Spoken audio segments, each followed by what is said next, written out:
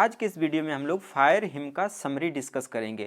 तो 5 नंबर का क्वेश्चन जो है समरी से जरूर देखने को मिलता है। हम समरी तो डिस्कस करेंगे ही, साथ ही साथ उसका हिंदी मतलब भी जानते हुए चलेंगे, जिससे कि ये आसानी से याद हो जाए। ठीक है, तो सबसे पहले हम इस चैप्टर की बात करें तो इसके राइटर कौन है? इसके राइटर हैं के.की.एन. दारूवाला। ठीक है, के.की.एन. दारूवाला।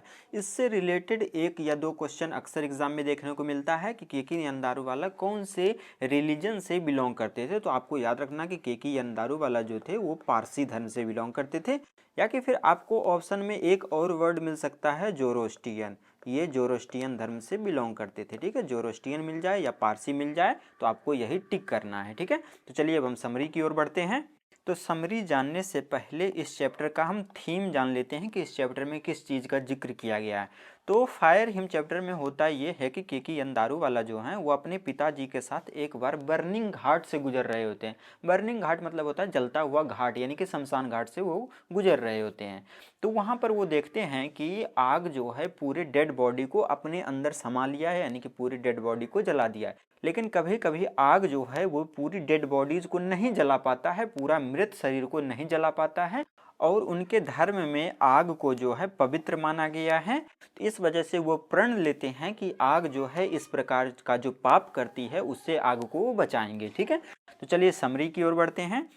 फायर हिम जो कि ये चैप्टर है इज कंपोज्ड, यानी कि ये कंपोज्ड किया गया है, रचा गया है किसके द्वारा? बाई के.की.एन. दारूवाला, यानी कि के.की.एन. दारूवाला द्वारा ये फायर हिम चैप्टर जो है कंपोज्ड किया गया है, रचा गया है।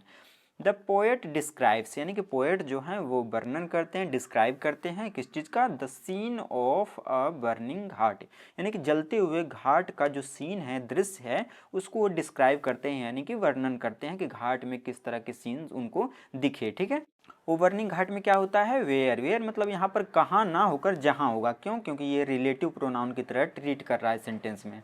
तो जहाँ पर क्या होता है? डेड बॉडीज, यानी कि मृत शरीर जो हैं आर क्रीमेटेड।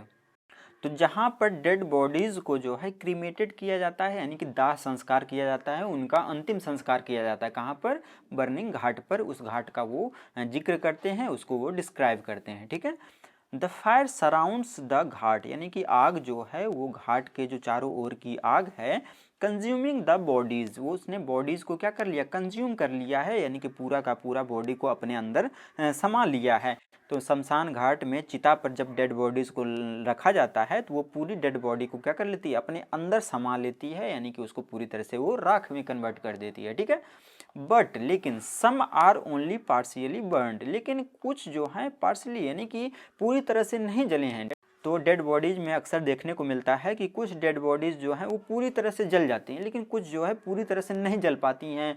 तो किसी की उंगलियां रह जाती हैं, अधजली उंगलियां, अधजली बॉडी बच जाते हैं, तो वो चीज़ भी वो देखते हैं, पार्शियली बर्न्ड बॉडीज को देखते हैं। ठीक है, leaving behind half cooked limbs, जो कि लीव कर रही है, छोड़ रही है, वो आग जो है छोड़ देती है, बिहाइंड यानी कि अपने पीछे, हाफ कुक्ड लिम्स यानी कि अधजली अंगों को वो छोड़ देती है, वो पूरी तरह से उसको जला नहीं पाती है आग उन डेड बॉडीज को। ठीक है, एंड ग्रे एसेस, और ग्रे कलर की एसेस यानी कि राख में उसको कन्वर्ट कर देती है और उसको वो छोड़ देती है, किसको? अधजले लिम्स को, यानी कि अधजले अंगों को। ठीक है, the poet along with his father, यानी कि पोएट कवि जो हैं अपने पिताजी के साथ विजिट्स द घाट, यानी कि घाट पर क्या करते हैं? विजिट करते हैं, वहाँ पर जा रहे होते हैं।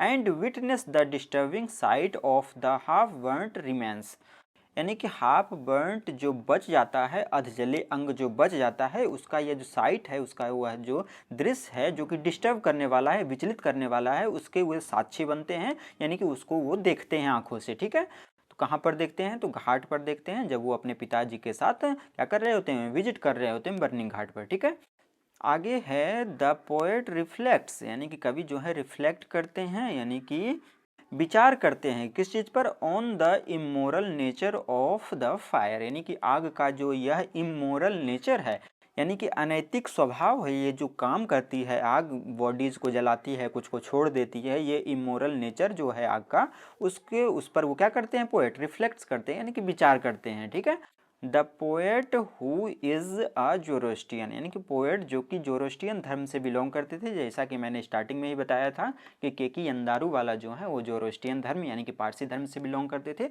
उनके धर्म में डेड बॉडीज़ को जलाया नहीं जाता था, उसको दफनाया जाता था। ठीक है, तो जब वो इस तरह के सीन देखते हैं, घाट के सीन देखते हैं कि कैसे आग जो है डेड बॉडीज़ को जला रही है, तो उससे वो आग को बचाने का क्या करते हैं, प्रण लेते हैं, कसम खाते हैं। ठीक है, तो the poet who is the Zoroastrian, poet जो कि एक जोरोस्ट्रियन धर्म के थे, is deeply affected by the site, वो डीपली यानी कि अंदर से गहराई से अफेक्टेड हो जाते हैं, प्रभावित हो जाते हैं इस साइट से, इस दृश्य से, इस बर्निंग घाट का जो यह साइट है, दृश्य है, उससे वो डीपली रूप से अफेक्टेड हो जाते हैं, यानी कि प्रभावित हो जाते हैं। ठीक है, as fire is sacred in his religion, जैसा कि फायर जो है, आग जो है, वो सेक्रेड है यानी कि पवित्र है, किसमें, इन हिज रिलीजन, उनके जो धर्म में जो है आग को पवित्र माना गया है।